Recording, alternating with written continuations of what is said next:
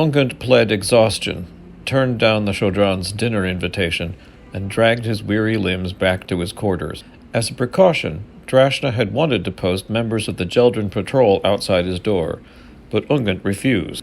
They destroyed a government ground car, he told her. What's to stop them from infiltrating the patrol? Besides, he told himself, he'd never be able to conduct sensitive negotiations with guards outside his door. Now, alone in his quarters, he was determined to put Serrano's explosion out of his mind. First, he took a soothing soak in the swim tank that the drawline had sunk into the floor of a side room off the kitchen, as stipulated in the guidelines submitted by the Grashardi government. Lined with green glass and filled with fresh water, filtered to Grashardi normal, the heated tank was a good 2 meters deep and otherwise just large enough for Ungent to splash around a bit. Before long, he emerged refreshed and dried himself under the tank room's soothing heat lamps. Minutes later, he was enjoying a light supper with the lights down low.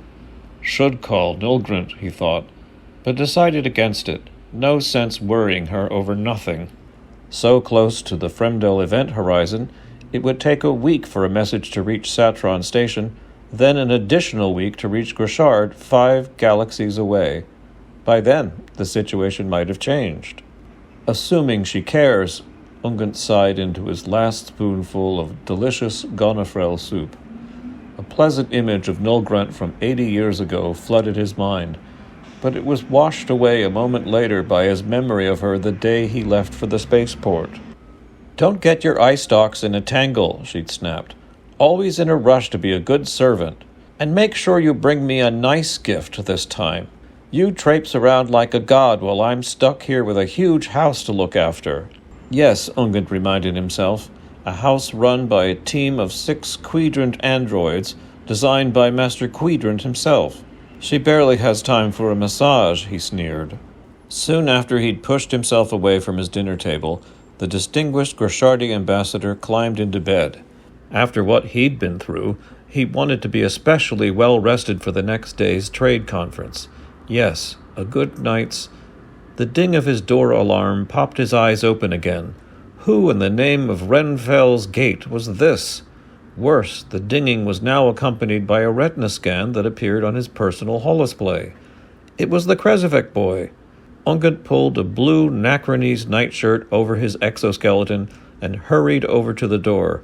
Even though the boy's unscheduled arrival was against diplomatic protocol, the last thing he needed was to displease his hosts by standing on ceremony.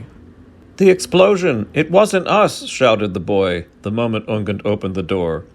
Once he'd ushered the boy in and closed the door tight, the dignified Grashardi took a moment to compose himself. This Krezovic, he told himself, was not the one who took Florent's life. "You gotta believe me," the boy said. "And why would I not believe you?" the crustacean asked. "Because," the boy said in a low voice, "because of what happened." Memory and emotion raged through Ungent's consciousness. His daughter's murder was still too fresh for casual conversation, but he should hardly have been surprised that Shol knew of his loss. Florent's death had sparked a major interstellar incident. The boy would have picked up the news report on his personal scanner, no matter what he was up to at the time. Ungent pointed to a low-slung stool in his kitchenette. "Sit down," he said, and drew from his experiences on many worlds to trace the boy's recent history from the way he was dressed. The Krezovic had flung a brown neo-leather jacket over a gray and white striped tunic which stopped at the waistband of dark blue coarse-woven pants. His pant legs were stuffed into calf-length brown boots, their toes reinforced with dull steel. It was, Ungent decided, the outfit of an itinerant scavenger with a taste for backwater flea markets. Ungent watched the boy's greenish skin glisten in the soft ambient light of his quarters. A genetically modified branch of the human family, the Krezovics were engineered in the early days of human deep space exploration. They took their name from Nikola Krezovic, a pioneer in the large-scale remapping of the human genome, who had studied the properties of certain radiation-resistant beetles.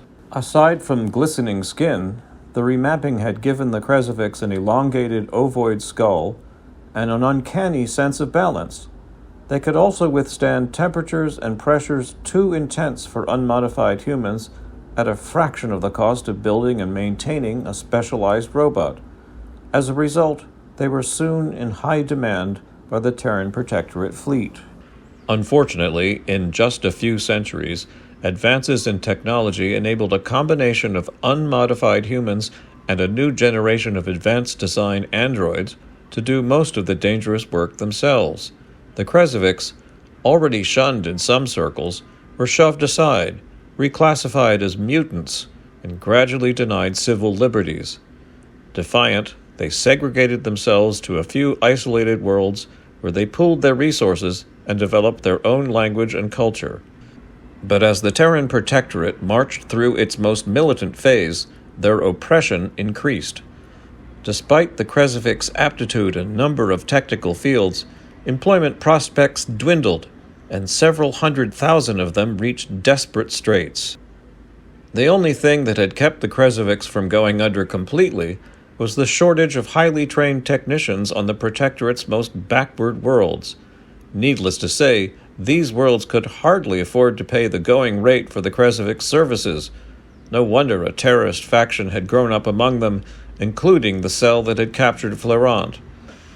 Still, none of that, Ungent realized, was the fault of the frightened young face that looked up at him now. I hold no one responsible for what happened, other than the monsters who made it happen, he said. Just wanted to say, since I'm supposed to take lessons or whatever from you, said the boy. The Shodron said she'd send me back if I didn't learn. Ungent leaned forward. Back where? He asked. Through Lintron? I wish, said the Krezovic, eyes downcast. But no, she'll send me back to Skorshtra.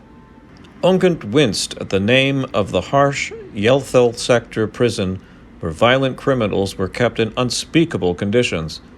Don't trouble yourself about that, he said.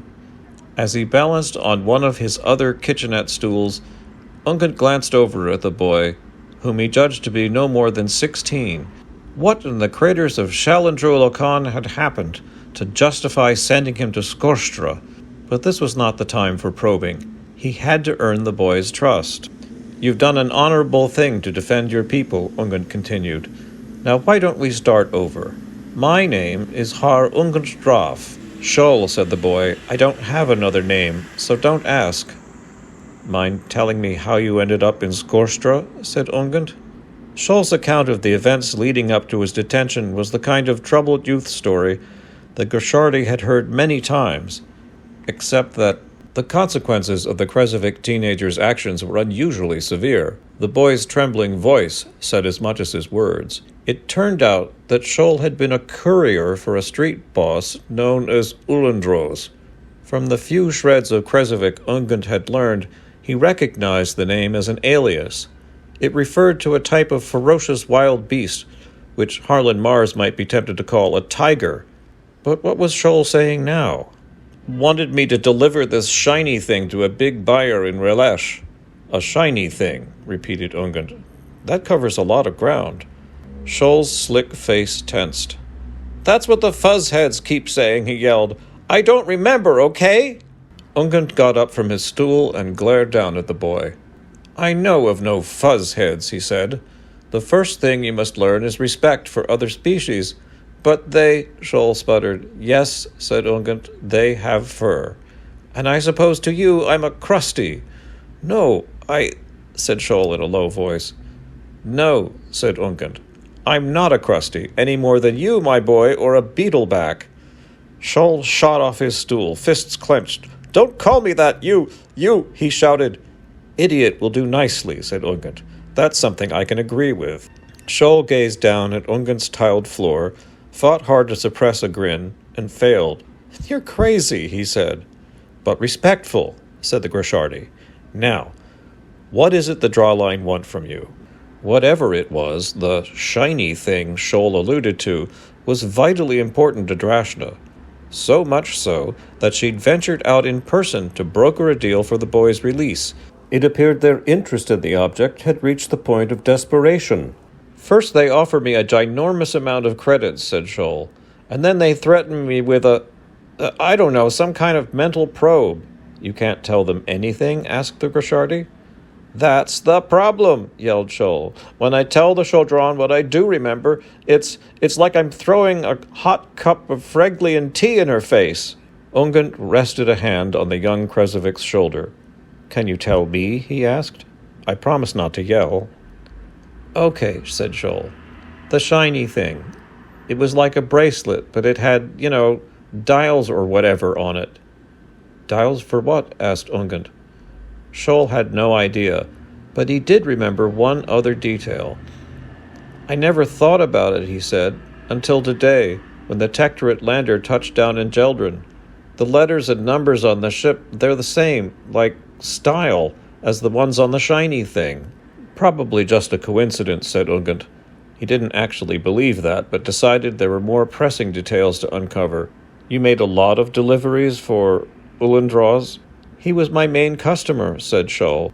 "But this was the first time you landed in detention?" asked the Grashardi. Ungent's eye stalks twitched as the Krezovic boy recounted his path to Skorstra. His last delivery for his street boss had been different in one crucial detail. Shol had seen the buyer's face. "I didn't get a good look," he said, "because I ran. I thought I'd ditched him. But the next morning a couple of wireheads came for me." "Androids," said Ungent, his voice darkening. "They took you to Skorstra." The answer was yes, but there'd been a stop along the way. After half an hour or so, blindfolded and jammed into the back of a hover car, the androids had flung Shol into a dank warehouse. There, a tall human female invited him to sit at a small table. "First she talked to me real sweet," said the boy. "I thought maybe she wanted, But then she started yelling, told me if I said anything." Shol's voice cracked and he looked away again. "I didn't even know the guy. And anyway, Ulendros would have killed me if I'd said anything." Ungent lifted his head and spoke to a comlink embedded in the kitchenette's countertop. "Water, sparkling," he said. And soon a fizzy glass appeared to his left, projected by an overhead replicator. He handed Shol the glass. "Try to calm down," he said. The Krezovic teenager gulped the water, as if he'd been dying of thirst in the Alinat desert back on Grashard. Ungent waited until Shol had set down the glass and wiped his eyes. "You're past all that now, right?" he asked. "Tell me, if you remember anything else, even if it seems unimportant." Shol tugged at his boots. One of the androids, he told Ungent, had finally grabbed him by the forearms and applied a mild electrical shock. "Felt like they were putting pain right into my bones," he said. "Know what I mean?" Ungent nodded. "After a while I passed out," said the boy. "But something weird happened first." "Were you hallucinating?" asked Ungent. Shol's young brow furrowed. "No idea what that means," he said.